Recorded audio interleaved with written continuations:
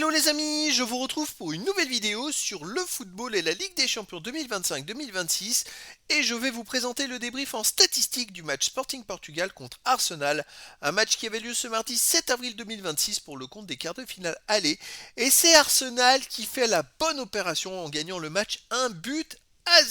Alors dans cette vidéo on va revenir sur le but de cette rencontre mais surtout sur les statistiques des deux équipes pour comprendre un petit peu le déroulé du match et on terminera la vidéo par un aperçu du match retour. Donc une victoire de la part d'Arsenal qui s'est dessinée à la toute fin du match grâce à un but d'Havertz à la 91e minute. Et grâce à ce but, Arsenal l'emporte et prend un léger avantage pour le match retour, puisqu'un match retour avec un match nul chez eux, ça leur suffira pour se qualifier. Donc c'est une victoire, vraiment un but important au moins, qui va leur permettre de mieux gérer le match retour. Au niveau des statistiques, ça n'a pas été grandiose. Il y a eu 0,84 buts attendus à 0,78 en faveur du Sporting du Portugal qui n'a pas été très en réussite alors qu'Arsenal finalement a réussi quand même à marquer un but. Les autres stats, 55,8% de possession de balle à 44,2% pour Arsenal, 510 passes tentées à 405, 467 passes réussies à 346, 91,5% de passes réussies à 85,4%. Collectivement, Arsenal a quand même légèrement dominé la rencontre. 7 occasions à 6 mais pour le Sporting du Portugal, 11 tirs à 7 pour le Sporting, 5 tirs cadrés à 4 pour le Sporting, 2 tirs contrés à 1 pour le Sporting, un poteau partout, 2 hors-jeu partout.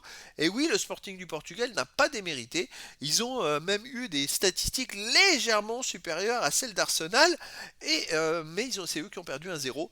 Donc c'est quand même important à souligner. C'est dommage pour eux. Il manquait pas grand-chose pour vraiment faire un super résultat. Les autres statistiques, il y a eu 4 corners à 3 pour Arsenal, 16 centres à 11 pour Arsenal, 10 interceptions à 8 pour Arsenal, 14 tacles partout, 38 duels gagnés à 32 pour Arsenal, 5 arrêts à 3 pour Arsenal, 11 sautes à 10 pour le Sporting du Portugal, 1 jaune à 0 pour le Sporting, pas de rouge.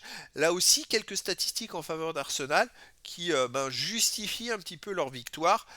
Victoire légère, mais bon, ça peut arriver sur un coup du sort. Et donc finalement, c'est Arsenal qui fait vraiment la grosse opération et la bonne opération. Et c'est pas qu'ils ont pas qu'ils ont démérité, mais ils ont été là, à gagner cette rencontre grâce à l'expérience, entre autres.